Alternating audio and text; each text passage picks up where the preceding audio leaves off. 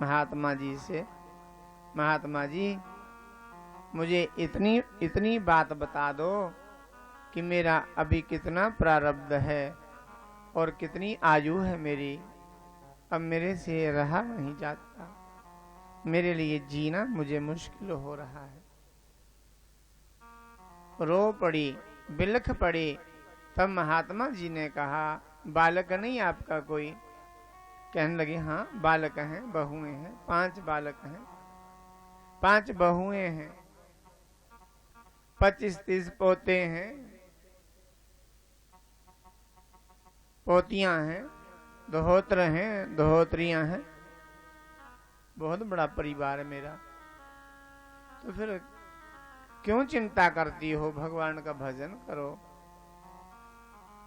कहने लगी, भजन भी तो तभी होगा जब कुछ खाऊंगी, मेरे से बनता नहीं तो खाऊं क्या। अब आंखों से दिखाई नहीं देता, कानों से सुनाई नहीं देता, हाथ मेरे हिलते ही नहीं है। मेरे बच्चे छोटे छोटे रह गए थे तो बच्चों के पिता अर्थात हमारे पति की मृत्यु हो गई थी। महात्मा जी मैं बाल विधवा हूं, बड़ी छोटी आयु में 24-25 वर्ष की आयु में मैं विधवा हो गई थी, 5 बच्चों की माँ। मैंने लोगों के घर मजदूरी कर करके, लोगों के बर्तन साफ कर करके, लोगों के घर टाकी पोछा लगा लगा करके, लोगों के बर्तन बिस्तर बस्तर कपड़े धो धो के मैंने बड़ी मुश्किल से अपने 5 बच्चों को पाला और नौकरियां लगवा दी। इतना पढ़ाया लिखाया कि सब नौकरियां कर रहे हैं। अब 5 नहीं, अब 10 हो गए हैं। अर्थात मेरे 5 पुत्र हैं, 5 बहुएं भी हैं और पोते होते पोती होती हैं, सारा परिवार मिला 50-60 लोग हैं मेरे परिवार में।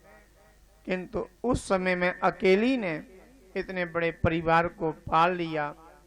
इतने बड़े परिवार को मैंने भोजन, किताबें, पेंसिलें, पेन दे दिए, पढ़ाया लिखाया। अब 50-60 लोग मिल करके मुझ अकेली के लिए रोटी नहीं दे सकते, मुझ अकेली के लिए रोटियां नहीं है। भूल मुझसे ही हुई है। उस समय मैंने भगवान का भजन करने के लिए समय नहीं निकाला था। इन्हीं बच्चों को पालने के लिए दिन भर रात मैंने बर्बाद किए।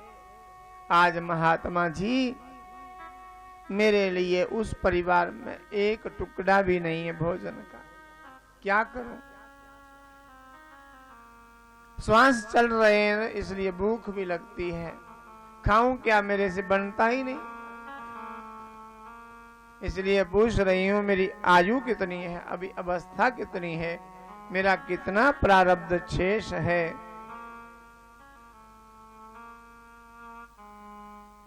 महात्मा जी ने कहा, माई आपको भजन ही करना पड़ेगा, भजन ही करना पड़ेगा। किसी भजनाश्रम में चले जाओ अथवा सत्संग में बैठ जाओ, कहीं भी सत्संग हो, भजन हो, भजन ही सब समाधान निकाल सकता है।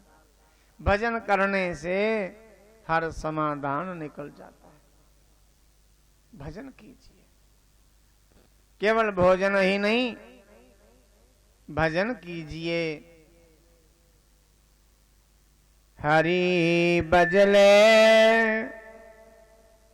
हरि बजले, हरि बजने का मौका है।